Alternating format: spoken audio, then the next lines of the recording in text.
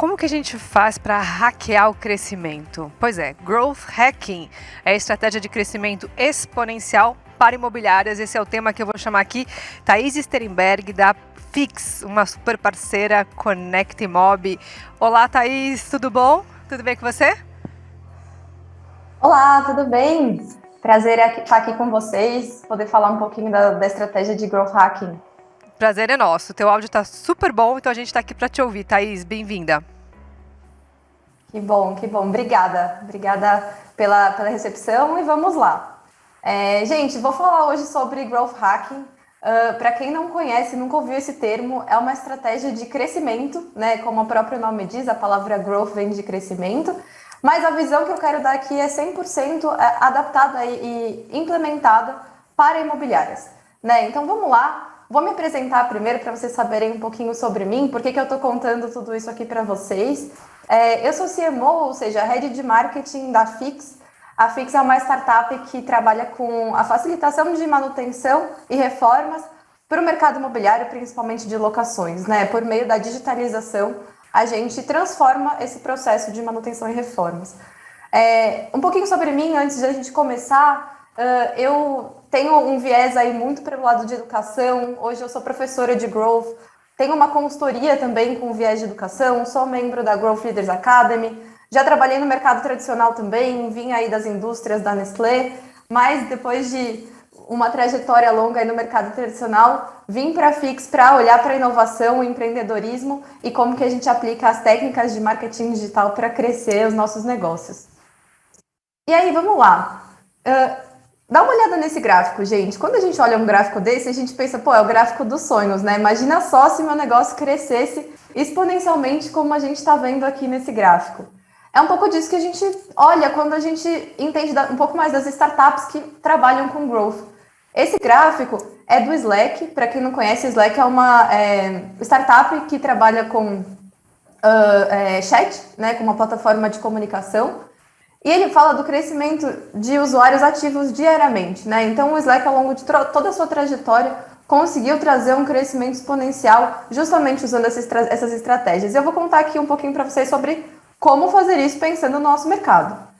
Onde tudo começou? O Growth Hacking começou lá por volta dos anos 2000, né? Lá no Vale do Silício, onde as principais startups americanas nasceram, onde o mundo da inovação começou a borbulhar. E eram empresas que naturalmente tinham poucos recursos, ou seja, empresas muito pequenininhas que não tinham dinheiro ainda e que já trabalhavam com grandes concorrentes, né? Concorrentes como Google, como Microsoft, e elas precisavam se reinventar e encontrar maneiras alternativas de crescer seus próprios negócios. Mas como fazer isso, né? Vou contar aqui um caso real para vocês conseguirem entender um pouquinho como que a gente entende o growth, né? Como que uma empresa real pode aplicar essa estratégia. Vou contar o caso do Dropbox. Para quem não conhece, essa é uma empresa de armazenamento de dados em nuvem. Ela foi muito famosa aí desde os anos 2000, 2005 e até hoje existe e vem crescendo. Vamos contar um pouquinho o caso real deles para a gente depois pensar como que isso se adapta para a nossa própria realidade aqui no mercado imobiliário. Primeiro de tudo, eles começaram a olhar para os dados que eles tinham em mãos e perceberam o seguinte: o custo de aquisição dos clientes deles, ou seja, para trazer um novo cliente para a Dropbox, eles pagavam $400, né? Era um custo super alto, porque qual que era o problema? A receita anual que um cliente do Dropbox trazia para eles era de $99 por ano, né? Então, quando eles faziam a conta de quanto dinheiro eles estão ganhando versus quanto eles estão pagando para ter aquele cliente, eles demoravam 4 anos para pagar por esse cliente, né? Para receber de volta o dinheiro investido. Essa relação de receita e custo, ela era muito ineficiente. E isso era um grande problema para a empresa, que precisava crescer, precisava conseguir se manter.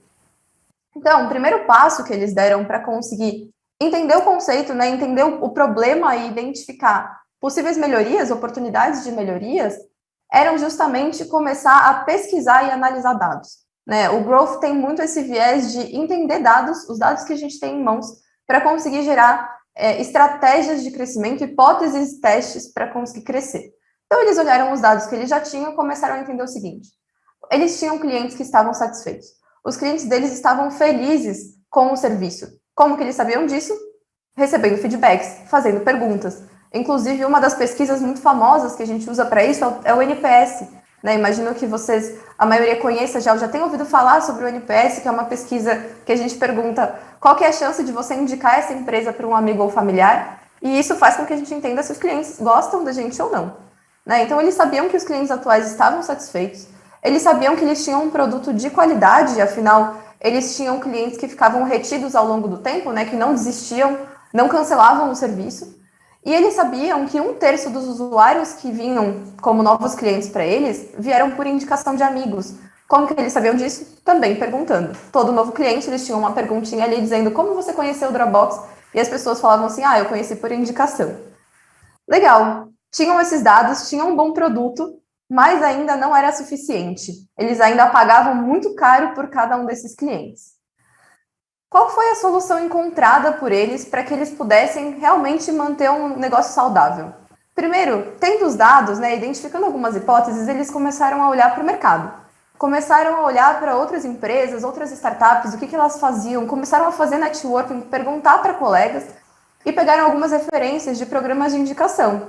Eles pensaram, bom, já que o meu negócio tem aí um bom potencial de indicação, eu vou aqui entender como os programas de indicação funcionam. Eles identificaram, inclusive, que o PayPal tem um programa de indicação que, na época, né, que pagava para qualquer amigo que você trouxesse, né, trazia um dinheiro para sua carteira online, que era uma plataforma de pagamento, e aí você ganhava alguns dólares, enquanto seu amigo também ganhava para virar um usuário do PayPal. Eles olharam para essa estratégia e falaram, bom, acredito que aqui a gente tem uma ideia, né, uma hipótese que pode gerar um valor interessante para os nossos clientes. Como que a gente pode fazer isso? Vamos oferecer, em vez de dinheiro, que era algo que não estava sobrando, vamos oferecer armazenamento, vamos oferecer megabytes para esses clientes. E aí eles já sabiam que o armazenamento, o espaço de armazenamento era algo relevante para os usuários. Cada novo cliente que eu, como usuário, indicasse, eu ganhava um espaço novo no meu armazenamento e aquele usuário também. Essa era uma ação de muito baixo custo, né? Eles entenderam que aquilo era fácil de fazer e tinha um alto potencial de retorno se desse certo. Então, eles decidiram testar. Testaram a solução, começaram a otimizar e fazer experimentos para conseguir divulgar de uma forma diferente, né? Pensar de um jeito diferente de divulgar, começaram a divulgar por e-mail, via anúncios, de várias formas diferentes. E aí vamos ver os resultados que eles tiveram. Eles saíram de 100 mil usuários para 4 milhões de usuários em 14 meses. O que a gente pode tirar de conclusão aqui, gente? Quando a gente olha um resultado como esse, a gente percebe que não foi simplesmente criar um programa de indicação, né? Foi todo um processo de análise de dados internos, de custos internos, de olhar para o mercado, entender referências, realizar testes e otimizar constantemente. Basicamente, o que eu contei aqui para vocês é um ciclo padrão de growth, é a tradição do growth de como a gente pode trabalhar para melhorar os nossos resultados. E aí, eu queria trazer aqui uma reflexão para vocês, já para a gente pensar um pouquinho sobre o mercado imobiliário e sobre o nosso próprio negócio, né? As imobiliárias de vocês. Quantos de vocês conhecem esses dados sobre os clientes de vocês? Vamos pensar. Vocês sabem hoje quanto custa para adquirir cada novo cliente que vocês têm na base de vocês? Cada novo inquilino, cada novo proprietário, cada nova venda? Quanto está custando para trazer aquele cliente? E eu não estou perguntando o custo do lead, né? Eu estou perguntando de fato o custo do cliente. Quanto vocês investem em diferentes canais de aquisição, em anúncios, portais, redes sociais, divulgação em placa, corretores? Quanto está custando trazer um cliente? E aí, pensando na receita, né? Acho que essa é até mais fácil de a gente ter em mente. Quanto que cada cliente traz de receita para a gente? Seja numa venda ou seja numa locação. Qual que é o valor de receita recorrente que eles vão trazer ao longo de toda a jornada deles com a nossa imobiliária? Qual que é essa relação? Será que a gente está tendo uma relação saudável de receita sobre custo? Vocês têm claro esses dados de vocês? E aí, né, pensando pelo lado do usuário, do cliente mesmo, vocês já fizeram alguma pesquisa e já conseguiram entender se os clientes de vocês de fato gostam do serviço prestado? E quando eu falo isso, não, é muito mais uma provocação para a gente entender quais são as dores dos nossos próprios clientes, o que a gente faz que está indo bem, né, que eles gostam, que eles valorizam, e o que a gente faz que ainda pode melhorar. A gente sabe se o nosso produto tem qualidade, se a gente está prestando um bom serviço, a gente sabe de onde os nossos clientes estão vindo. A gente tem registro desses dados, porque não basta só saber, né? A gente precisa começar a criar uma inteligência, e uma inteligência que não precisa ser complexa, ela pode ser simples. Pode ser simplesmente um registro em planilha, fazer uma pesquisa via formulário, falar com os nossos clientes, pegar o telefone e ligar mesmo, tudo isso já vai começando a dar insumos para a gente conhecer um pouco melhor as nossas fortalezas, as nossas forças e as nossas fraquezas, né, os nossos gargalos. E aí, quando a gente pensa numa estratégia de growth, a gente precisa se perguntar, por que cada cliente faz negócio com a minha empresa? Né? Por que cada cliente meu veio para a minha imobiliária, me escolheu, ainda mais no mercado que a gente sabe que é muito pulverizado, né? Tem muitas opções no mercado, a gente tem muitas formas, a gente como cliente, né? Eu como moradora, como inquilina, como proprietária, tenho muitas oportunidades de fazer negócio, de diferentes formas. Então, quais são as minhas dores reais? Se as imobiliárias, né, se as empresas conhecerem a minha dor real como cliente, quais são as minhas motivações para querer alugar, comprar um imóvel, disponibilizar o meu imóvel para alugar? E quais são as minhas frustrações ao longo dessa jornada? Fica muito mais fácil a gente começar a melhorar esses pequenos pontos de oportunidade e começar a gerar um valor que gera um diferencial competitivo da imobiliária versus as outras. Né? Eu como cliente, acabei de passar por uma jornada de locação e estou passando por uma jornada de disponibilizar um imóvel para aluguel. Estou me mudando, tinha um imóvel, estou alugando outro. Não é uma jornada simples, gente, é uma jornada que é difícil. Né? Eu, como proprietária, não tenho muito suporte, não sei muito bem qual caminho que eu devo seguir para divulgar meu imóvel. Eu, como inquilina, fiquei com várias dúvidas, não sabia muito bem como tirar essas dúvidas. Olha só quantas oportunidades que tem nessa jornada que a gente tem hoje, que a gente disponibiliza hoje para os clientes, para se diferenciar e trazer esse cliente para a gente. E já começar com uma boa experiência, porque afinal a primeira experiência é a que fica. Né? Se a gente é bem atendido logo no começo do nosso relacionamento como cliente, como empresa, a gente passa a ter uma percepção mais positiva daquela empresa. Né? A gente entende que ela é uma empresa que vai me atender bem do início ao fim. Pelo menos a gente já entra com o pé direito. Então, aqui, particularmente, eu vejo muitas oportunidades para a gente, de fato, conhecer as jornadas dos clientes e identificar gargalos para a gente melhorar. E aí, até tá cortando aqui um pouquinho o final do slide, vamos ver se eu consigo melhorar. Opa, consigo melhorar aqui. Não sei por que está cortando, mas vamos lá. A gente tem um dado que 25% dos negócios vão à falência nos primeiros anos de vida. E por que eu estou trazendo esse dado? Vocês talvez já até tenham ouvido falar nisso, mas um dos principais motivos para um negócio dar errado, e quando eu falo aqui de negócios, não falo só de startups, né? Qualquer nova empresa pode ir à falência por conta disso. O principal motivo é a falta de demanda. Mas o que eu estou querendo dizer quando a gente traz esse dado aqui com relação à falta de demanda? O que é a falta de demanda? Né? Será que, poxa, eu abri um negócio e realmente não tem ninguém querendo comprar?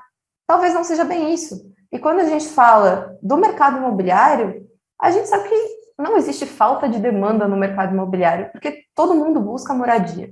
Todo mundo precisa de um imóvel para morar, né? Todo mundo busca morar bem, morar melhor. E isso tem tido um peso cada vez maior na vida das pessoas. Então, aqui no mercado imobiliário, a gente não pode falar que não tem demanda, né? Talvez a oferta de produtos que a gente tenha disponíveis, né? A oferta de imóveis, que não esteja de acordo com o que os clientes esperam. E isso pode gerar uma grande oportunidade para a gente, como imobiliária. Então, pensando até um pouco nesses últimos 2 anos que a gente tem vivido, e eu não vou chovendo molhado falando de pandemia, mas acho que a gente precisa perceber aqui as oportunidades que a gente tem em mãos. A gente ressignificou a maneira como a gente se relaciona com as nossas casas durante a pandemia. E por mais que as coisas estejam mais próximas de voltar ao normal, muitas empresas já estejam voltando a trabalhar presencialmente, enfim, a gente sabe que lá atrás, antes da gente viver esse processo, pelo menos nessa pesquisa aqui da IKEA, que é uma pesquisa global, 1/3 das pessoas falavam que existiam outros lugares até que elas se sentiam mais em casa do que a própria casa delas. Agora, quando essa pesquisa foi repetida depois de 2 anos, né, ali no final da pandemia, a gente começou a ver que as pessoas passaram a demandar do ambiente que elas vivem coisas que eles não importavam. Um espaço para trabalhar, né, uma varanda maior, um espaço mais aberto, um espaço mais amplo, mais quartos para a pessoa poder se isolar e trabalhar num lugar específico e, enfim, várias pessoas trabalharem ao mesmo tempo. Isso é um movimento natural que acho que vocês perceberam muito mais até do que nós aqui na Fix. E isso precisa ser visto, né? As pessoas demandam mais dos serviços de moradia agora, porque a moradia tem um peso maior para elas. E quando a gente pensa em dados, né? Falei muito aqui de dados, como que a gente consegue identificar dados? Poxa, se a gente não tem dados dentro da nossa empresa para conseguir gerar essas hipóteses que eu estou falando para vocês, vamos olhar para os dados públicos que tem no mercado. Esse aqui é um slide do DataZap, né, da pesquisa que saiu fresquinha agora desse último ano. E o que eu mais gostei dessa pesquisa é que, primeiro, são dados muito acessíveis para todo mundo, né? São dados muito úteis para todo mundo, para todo o mercado. Então, os dados não precisam ter um viés difícil, de dificuldade, né? Ah, putz, a nossa empresa não tem dados. Vamos olhar para os dados que já existem. E aí, quando a gente vê esse dado específico, vamos pensar o seguinte: quais são as motivações para uma pessoa morar de aluguel? Lembra que eu falei, né? Entender as motivações, as dores, os problemas que as pessoas enfrentam ao longo da jornada de morar. Quando a gente olha para essa pesquisa, a gente identifica que a estrutura adequada do imóvel é o principal motivador para uma pessoa alugar o imóvel.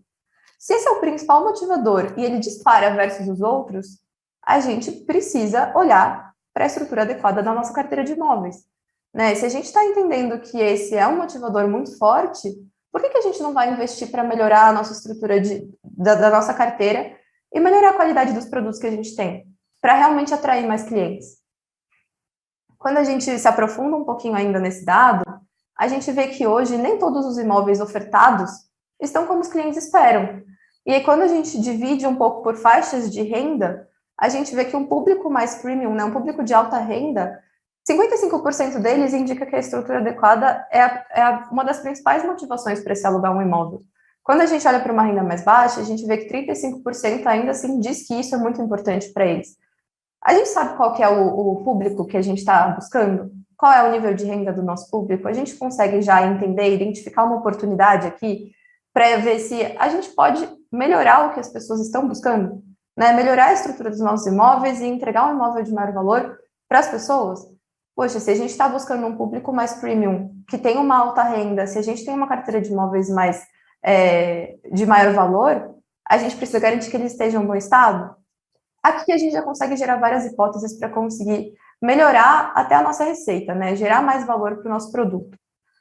E o último dado que eu trago aqui também do DataZap é quando a gente pergunta, né? E quando eles fizeram essa entrevista e perguntaram: o que você busca? Um imóvel novo ou um imóvel usado?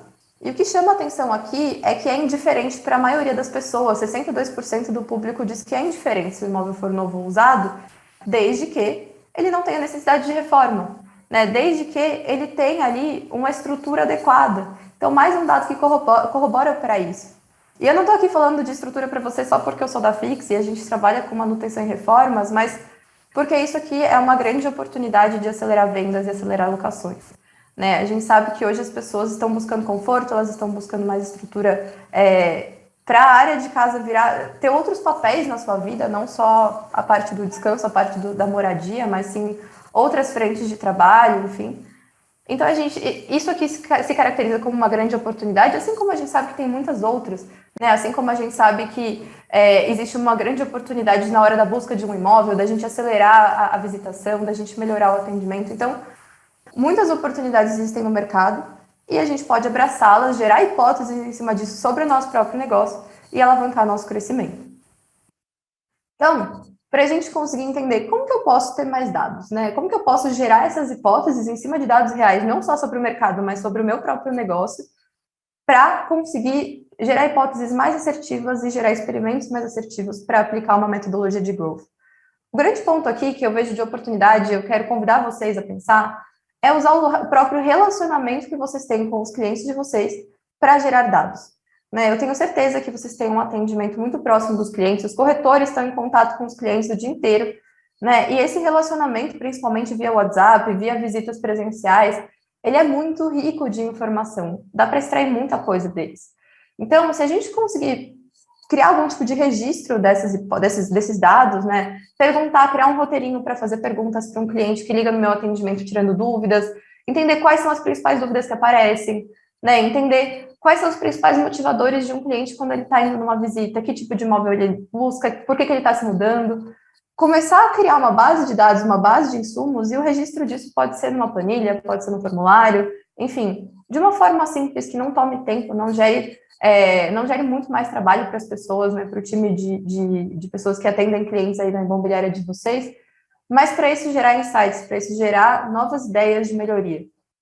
Uma coisa que eu acho muito legal é conhecer os nossos piores e melhores clientes. O que isso quer dizer? Entender qual que é o perfil de pessoas que geram mais receita para a gente, ou que pagam um aluguel maior, ou que estão no mesmo imóvel por muito tempo, ou um proprietário que tem mais imóveis, qual que é o perfil dele, que deixa todos os imóveis com a gente, ou a pessoa que está buscando um imóvel de alto valor, a pessoa que comprou o imóvel, alugou em menos tempo, com uma jornada mais rápida, né? Qual é o perfil dela? E dos piores clientes, que, putz, demoram, são inadimplentes, demoram muito tempo para fechar, demandam muito do nosso time, enfim, não cuidam bem do imóvel.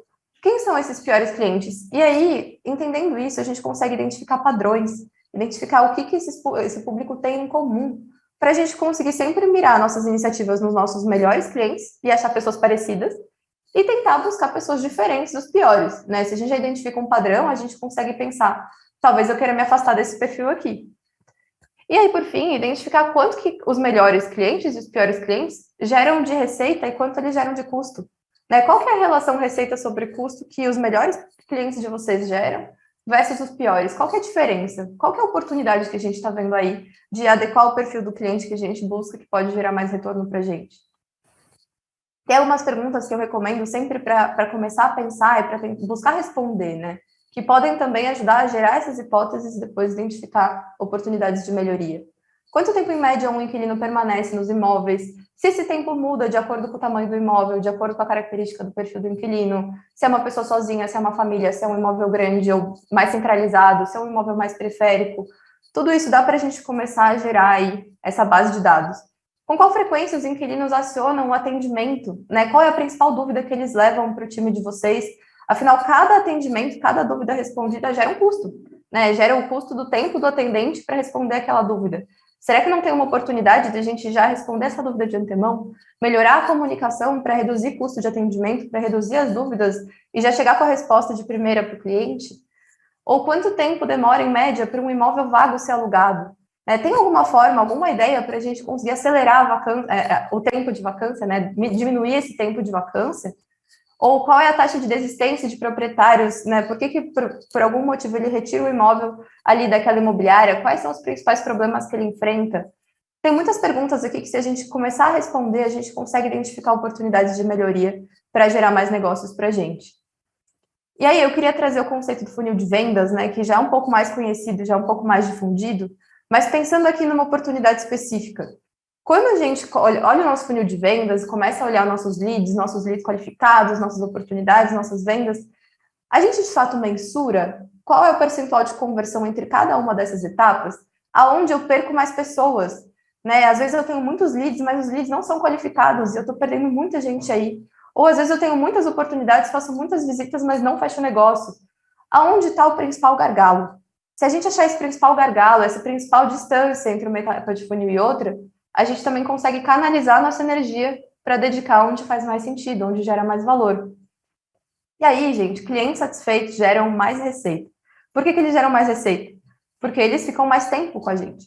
E aí eles passam a indicar, geram mais clientes, geram menos custo de aquisição, né? Afinal, a indicação é o custo de aquisição mais barato que tem, é de graça uma pessoa indicar para outra. E aí, consequentemente, a gente tem um negócio mais saudável, né? Então, a base do Growth Hacking, a partir dos dados, é a experimentação. É a gente começar a testar nossas hipóteses para a gente aprender mais rápido, né? Aprender depressa para aprender mais. E aprendendo, a gente consegue canalizar energia onde gera valor. Tudo que eu contei para vocês aqui foi um pouco desse processo, né? Então, eu comecei a fazer perguntas, questionar, observar dados, para gerar hipóteses com vocês. E a partir dessas hipóteses, a gente passa a gerar testes. A gente cria testes e começa a avaliar os resultados desses testes. Qual que é a recomendação, né? Testes não podem dar muito trabalho. Quando a gente começa a identificar nossos problemas, nossos gargalos e tem ideias de melhoria, a gente tem que começar pequeno. A gente tem que começar a gerar hipóteses para resolver pequenos problemas, aprender um pouquinho, né? Criar testes rápidos para a gente poder crescer. De pouquinho em pouquinho a gente consegue crescer nosso negócio e achar aquele pulo do gato que vai gerar a maior receita que a gente consegue entender diante de todos os experimentos que a gente fizer. E aí, quando a gente fala de testes, eu gosto muito desse exemplo, porque teste precisa ser algo simples, né? Para quem já ouviu o conceito do MVP, que é o mínimo produto viável, teste precisa ser simples, mas precisa entregar o valor central que a gente quer testar. Vamos pensar nessa brincadeira aqui que eu estou mostrando para vocês. Se eu tenho uma hipótese de que meus clientes querem chegar do ponto A ao ponto B mais rápido, Eu preciso entregar algo que seja fácil de fazer, não me gere custo, para realmente validar se eles de fato querem chegar do ponto A ao ponto B mais rápido. Então, o que eu fiz? Criei um skate, porque ele de fato faz o que eu estou propondo, ele é barato, ele é rápido de fazer, e aí, se der certo, se eu comprovar que os meus clientes realmente viram valor nisso, aí eu começo a otimizar e melhorar. Começo a dedicar mais recursos, dedicar mais energia, dedicar mais tempo para otimizar até chegar e entregar um carro incrível para os meus clientes. Agora, se eu fizer só parte disso, se eu entregar uma roda, depois outra roda e ficar sempre mirando lá no perfeito, eu não vou chegar lá. Eu vou dedicar muita energia, muito tempo e talvez eu não entregue valor. Talvez eu dedique tempo e energia para algo que não vai me trazer valor, não vai trazer valor para o cliente e eu não vou ficar sabendo até o final, até entregar o carro completo. Então, quando a gente pensa em growth, pensando numa imobiliária, quais são os 3 pilares que eu acredito que a gente precisa ter em mente para conseguir aplicar uma boa estratégia de growth e que comece simples, não dê trabalho, não dê aquela angústia, aquela ansiedade? Primeiro de tudo são os dados, e eu acho que eu já deixei claro aqui que dados não precisam ser algo difícil. A gente precisa basicamente conversar com os clientes, entender o mercado, para conseguir entender as dores e as motivações deles. Depois, a gente precisa pensar em recursos, né? A gente precisa de pessoas e tecnologia para otimizar processos. O que eu quero dizer com isso? Né? Eu preciso, sim, conseguir executar os testes que eu quero validar. Eu preciso, sim, conseguir gerar as hipóteses e conseguir validar essas hipóteses. E, por fim, eu preciso conseguir experimentar. Eu preciso conseguir testar, eu preciso conseguir aprender e tomar decisões mais rápido. Agora, o que eu quero contar para vocês? Nem tudo vocês precisam resolver sozinhos e nem tudo precisa gerar custo. Quando eu falei que a gente precisa de recursos, pessoas, tecnologia, a gente sempre tem o caminho que, sim, é mais caro, de trazer um time interno, mas a gente também tem o caminho de olhar para o mercado, fazer um bom networking, assistir palestras como vocês estão assistindo aqui, começar a identificar e gerar conhecimento por meio do que a gente tem em mãos, né? Por meio do mercado, por meio dos nossos contatos, por meio de parcerias. Assim como a Fix, existem N startups que facilitam, agregam tecnologia, agregam melhoria de processos e redução de custos para vocês. A própria Fix faz isso, ela pega a manutenção, começa a resolver os problemas de manutenção, digitalizando vários processos para gerar mais valor para o cliente, mais uma experiência melhor e gera receita para a imobiliária, né? A gente não gera custo. Então, quando eu falo, precisa de recursos, precisa de tecnologia, não necessariamente isso custa caro, né? É muito mais a gente entender qual que é o nosso gargalo e dedicar energia para resolver isso com os recursos que a gente tiver na mão. E aí, por fim, quando eu falo de growth hacking, muita gente fala, mas isso é só para startup, isso é só para empresa pequena. Gente, na verdade, não. Growth também funciona para grandes empresas. E por quê? A gente tem um dado, esse dado é da Harvard Business Review, que 87% das empresas grandes passam por um período de queda drástica do seu crescimento e, por conta disso, perdem 74% do seu valor de mercado. O que eu quero dizer com isso? O growth pode ser aplicado para grandes empresas, seja no âmbito, né, da própria empresa como um todo, seja no âmbito pequeno, seja, por exemplo, na área de marketing existe um problema que a gente quer otimizar e melhorar. Os corretores, a gente pode pegar a jornada completa do corretor, olhar para esse funil específico, identificar hipóteses, identificar gargalos e testar soluções mais rápidas. Eu não preciso aplicar growth no âmbito amplo da empresa. Eu posso aplicar growth pequeno, eu posso aplicar growth em pequenos times, na área de atendimento ao cliente, na área de locação, na área de venda. Enfim, existem diversas formas da gente usar essa metodologia para mudar o nosso mindset, a nossa maneira de pensar e gerir os nossos negócios. Então, as empresas pequenas, assim como as grandes, precisam sim crescer. E a função do growth hacking é ativar, engajar e reter o maior número de clientes possível. Né? Como que a gente faz isso? Fazendo com que a empresa seja centralizada no cliente e nas suas necessidades. Por mais que isso pareça óbvio, o que a gente mais vê é que as empresas olham muito para dentro, para si mesmas, e esquecem de perguntar para o cliente se eles de fato estão felizes. Gente, com essa mensagem eu encerro aqui para vocês, né? Eu queria ficar aqui bem certinha no tempo para dar palestra, para que vocês pudessem entender tudo que eu tinha para trazer. Quero agradecer a presença de todo mundo, deixar meu contato aqui na tela, também tem um QR Code aqui na apresentação, não sei se saiu aí da apresentação, mas se quiser deixar para vocês poderem baixar o material, se quiserem. E é isso, convido vocês também a conhecer a Fix, entrar em fix.com.br/imobiliárias para conhecer um pouquinho do nosso trabalho. Maravilha, Thaís, muito obrigada, excelente, que bom poder contar com conteúdos como o seu aqui no Conecta Imob. E agradeço você, lembrando que você sempre avalia as nossas palestras aqui pela plataforma. Não esqueça de avaliar mais esse conteúdo e em breve a gente volta.